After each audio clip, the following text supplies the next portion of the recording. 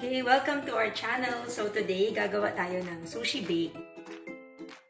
Okay, so the first step is magsasaing kayo ng kanin. Yung kanin, kailangan yung medyo madikit. Kung hindi, damihan yung tubig pag saing. So for this, we made use of 4 cups of rice. Okay, so for that recipe, kung 4 cups of rice, kailangan mo din mag-init ng sauce niya. So we'll show you. You can have a small pan like this.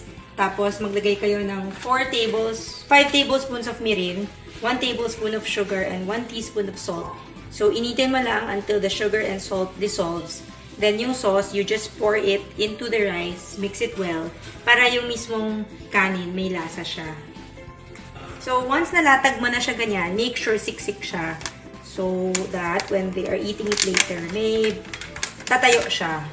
The next step is we are going to sprinkle some furikake on the rice layer. So this is the furikake.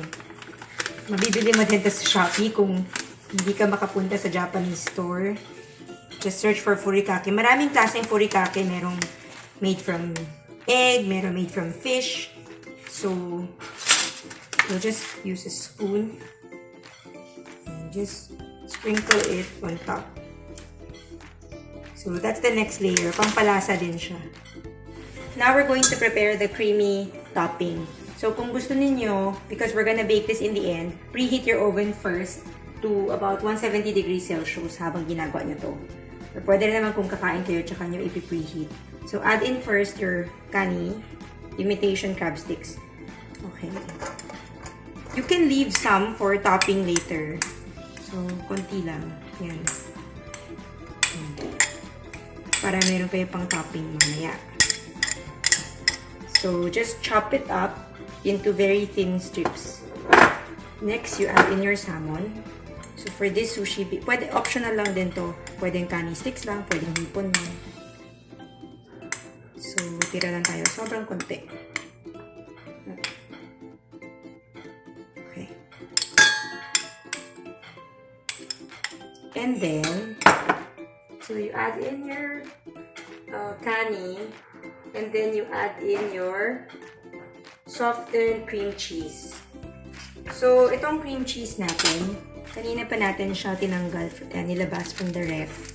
Kailangan maaga mo siyang ilabas from the ref so that when you're going to mix it in, malambot na siya. Kasi kung matigas siya, hindi mo siya mamimix ng mabuti. So, we're using Philadelphia 250 grams of cream cheese. Yung isang bar ng cream cheese, iba-iba siya. Pag ibang brand, 200 grams lang. Ito, 250 grams. Okay. When you add in your softened cream cheese, you add 1/4 cup Japanese mayo. So, this is Japanese mayonnaise.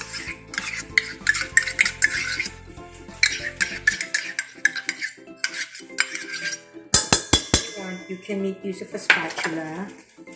We've added in our cream cheese, Japanese mayo, and now we're gonna add in sriracha. Mga 1 to 2 tablespoons of sriracha, depending on gaano kaanghang nyo siya gusto. So, mahilig kami sa maanghang. So, yeah.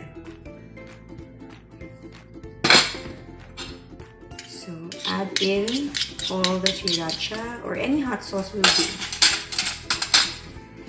Okay, after that, we will add in 3/4 of the mango and the cucumber.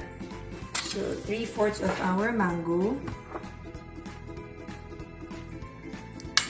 Okay. Just leave some for topping later.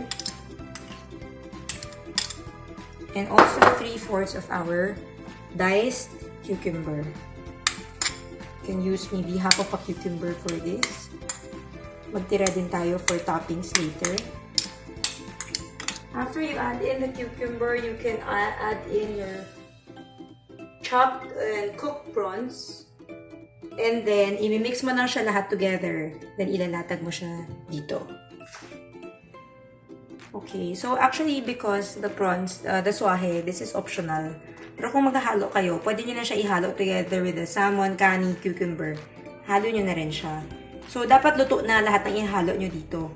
So, yung salmon, tsaka tong swahe, pwede mo siyang i-grill lang or pan-grill mo lang siya with konting salt and pepper.